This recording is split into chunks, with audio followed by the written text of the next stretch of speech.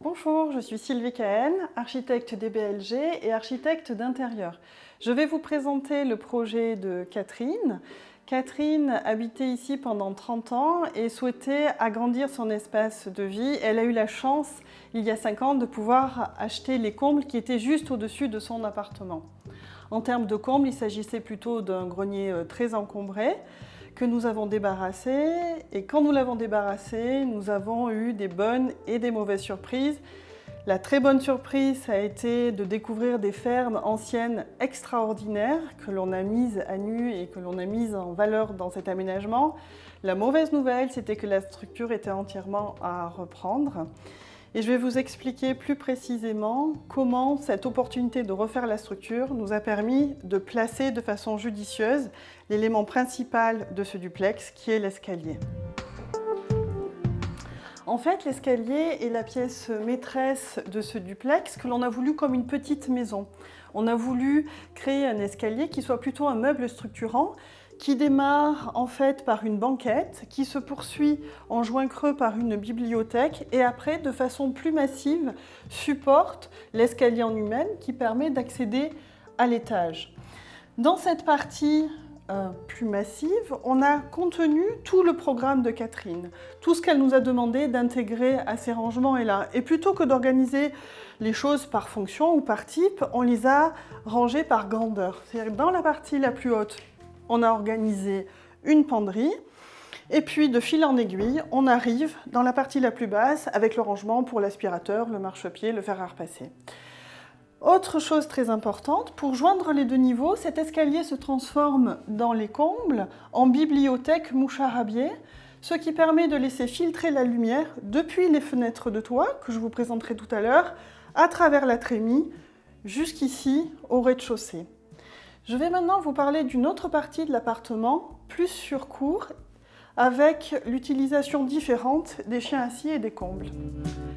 Côté cour, nous avons donc la cuisine, qui est une cuisine avec un très grand plan de travail. C'est une cuisine laboratoire, extrêmement classique dans la partie orthogonale de l'espace, avec des meubles bas, des meubles hauts. Et par contre, on a laissé filer le plan de travail sous la sous-pente sans ne bloquer en aucune façon les espaces en sous-pente. L'idée, c'est partout dans l'appartement de jouer avec toutes ces facettes des combles, ces sous-faces, pour diffuser la lumière et ne jamais bloquer en partie basse ces volumes très intéressants. Je vais vous emmener maintenant dans la chambre où nous avons magnifié cette utilisation des sous-pentes. Voici donc dans la chambre principale. Alors c'est une chambre petite par ses dimensions puisqu'elle ne fait que 9 mètres carrés, mais elle dispose d'un très joli volume sous les toits. Alors, nous avons simplifié l'espace et surtout les systèmes de circulation. Il y a une circulation principale qui permet d'accéder aux différents rangements. C'est une chambre petite, mais on a quand même 3 mètres linéaires de rangement, dont une bibliothèque qui permet de couper les rangements des armoires qui sont un peu plus massifs. Et une petite astuce, dans cette chambre, on devait faire passer tout ce qui est réseau d'évacuation des eaux, alimentation et aussi les ventilations.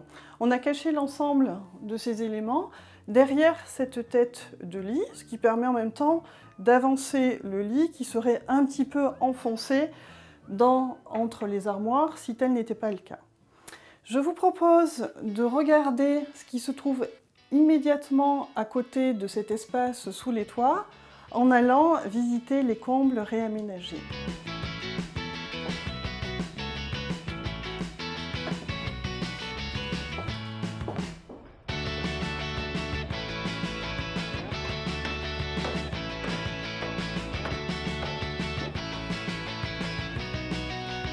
Nous voici dans les combles. Alors c'est l'endroit qui a vraiment motivé Catherine pour l'ensemble de ce projet. Elle voulait avoir un bureau, un grand bureau à elle, et c'est ce que nous avons créé dans cet espace.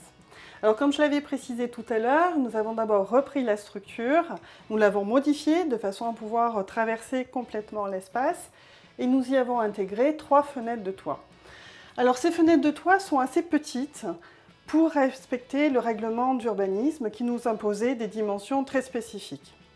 Par contre, ce que l'on a fait, c'est que dans chacune des embrasures de fenêtres, nous avons collé du miroir, comme ça, tout autour. Ce qui permet de dédoubler les fenêtres et de donner l'impression qu'il y en a 2 en hauteur et 3 en largeur.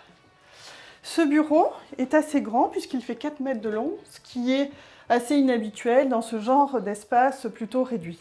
Je vais vous montrer une deuxième partie des combles qui a servi d'espace de repos et de chambre. Nous voici arrivés dans la dernière partie de ces combles. C'est une petite chambre, un espace de repos avec un accès à la bibliothèque. Il y a une penderie pour les invités et puis une série de placards en sous-pente. Alors certains abritent des éléments techniques comme le ballon d'eau chaude et puis d'autres sont des rangements pour les vêtements intersaison ou les couettes et les coussins. Voilà, j'espère que cette visite vous a plu. En tout cas, j'espère qu'elle vous a donné envie de réaménager vos combles.